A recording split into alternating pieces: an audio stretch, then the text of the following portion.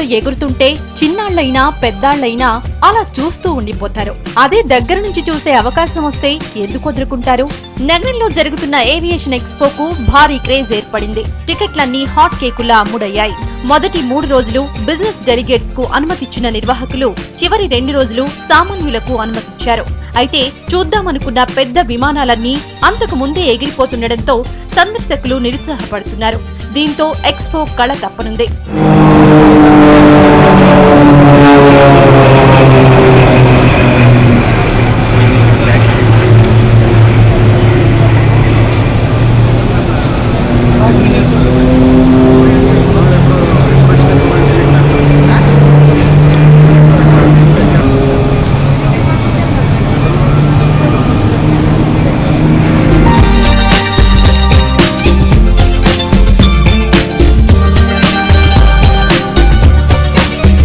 వారం రోజుల ముందు నుంచే ఏవియేషన్ ఎక్స్పోకు Airbus A380 special attraction గా నిలుస్తుందని నిర్వాహకులు బాకాలు ఉదడంతో ఎక్స్పోకు క్రేజ్ పెరిగింది.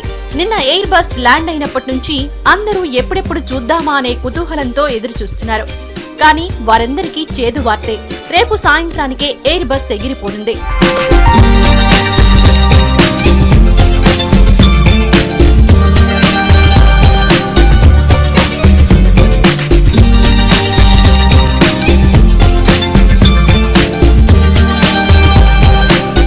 ఏడాది కూడా బోయింగ్ 787 ను ప్రదర్శించిన నిర్వాహకులు బిజినెస్ పీపుల్ సందర్శన ముగియగానే బోయింగ్ ని కూడా పంపించేశారు. దీంతో గతేడాది కూడా పెద్ద విమానాన్ని చూడాలని వచ్చిన వారు ఊసురుమంటూ తిరుగుముఖం పట్టారు.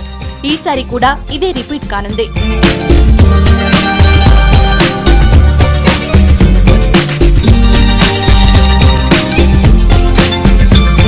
గతేడాది 35 వరకు ఎయిర్ క్రాఫ్ట్స్ ను ప్రదర్శనకు ఉంచగా ఈసారి అది 15కే పరిమితమైంది.